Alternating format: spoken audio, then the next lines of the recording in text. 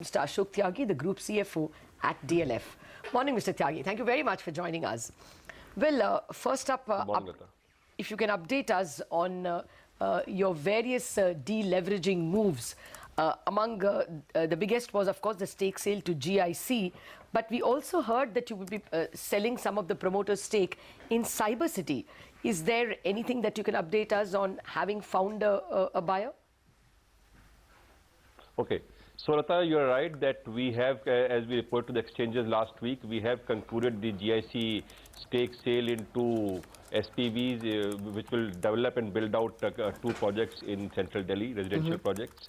So that has been done. You know, the total quantum received was about 1990 odd crores, which net of stamp duty and other regulatory charges that we'll have to pay will still be about 1750 crores of net consideration into the company. So that is clearly step one.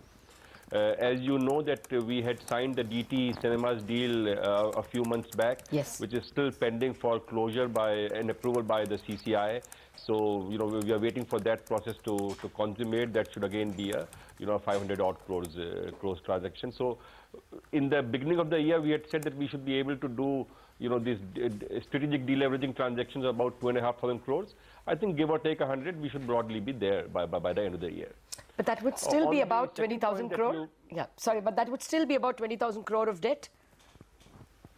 Yes, unfortunately, as you see if you see the last few quarters, our pure operational and capex cash burn continues to be in the 600 to 700 crores a quarter range. So really, as we had said in the beginning of the year, is that we are primarily doing these transactions to ensure that on the development side, our net debt position does not go up even as the residential sales environment does not reduce. I mean, that does not improve in the immediate short term. So to ensure that the debt situation does not worsen, we are doing some of these deals. Okay.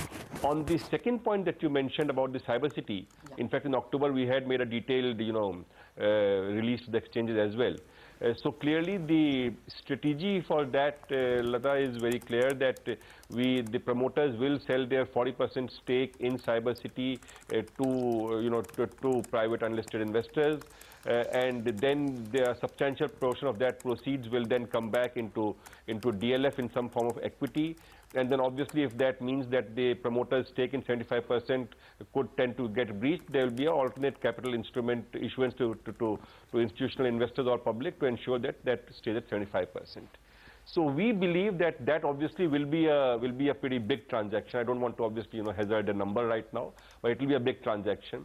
In the last couple of months, since we got the board approvals and audit committee approvals, etc., for it, what we have been doing is that we have been basically, clearing up our decks internally, putting all the structural issues to bed, doing all our due diligences, etc. And we expect that in the next, few weeks, we should be in a position to start approaching prospective investors with a definitive IM.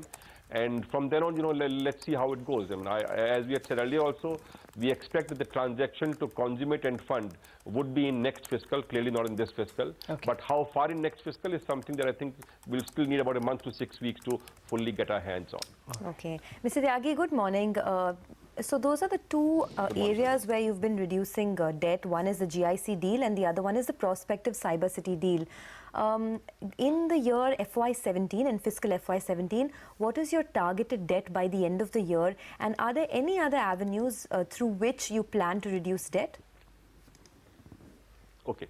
So, I mean, just to sort of qualify what you said, the GIC deal, as I mentioned, is more a debt maintenance strategy. Yep. The CyberCity transaction hopefully should be a big one, and that clearly should lead to a substantial reduction of the overall company debt, and clearly a huge reduction on the side of the development company.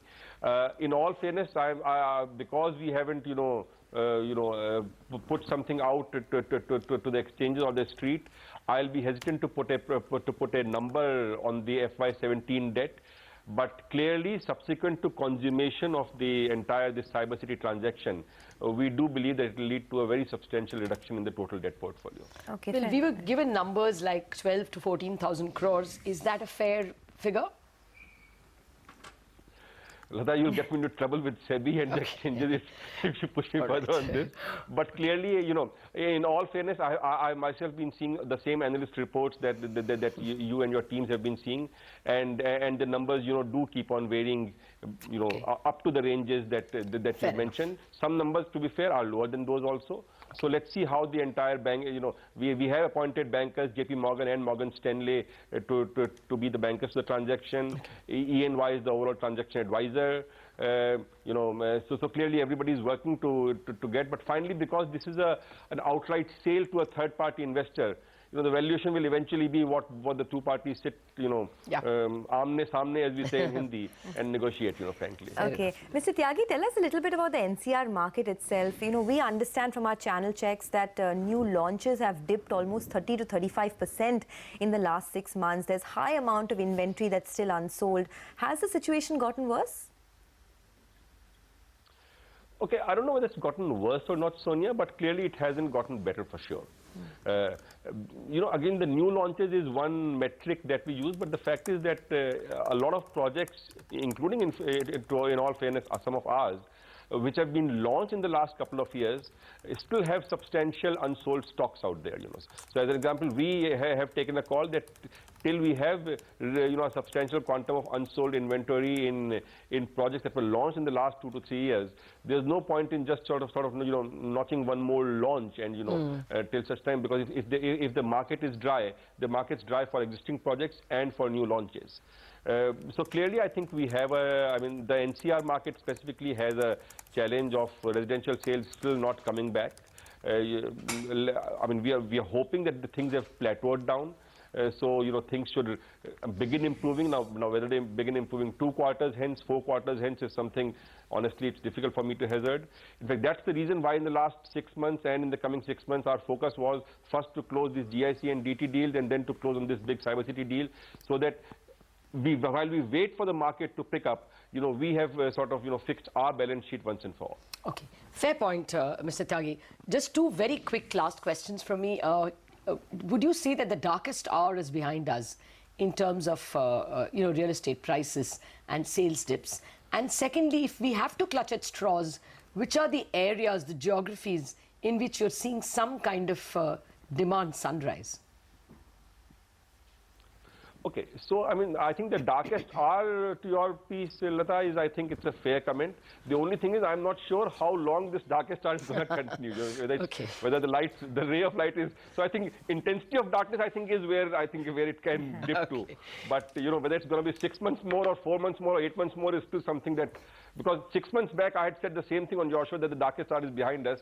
And look what happened. So, on the second point, you know, in terms of clutching at straws, I think the 2 things that we have seen internally for ourselves, one for the market, is that clearly, you know, some of our luxury locations in Gurgaon on the Golf Course Road, both commercial and residential, have continued to show resilient sales despite all this gloom and doom. Okay. Which shows that if the product is right and the location is extraordinary, you know, there is still a niche demand that exists.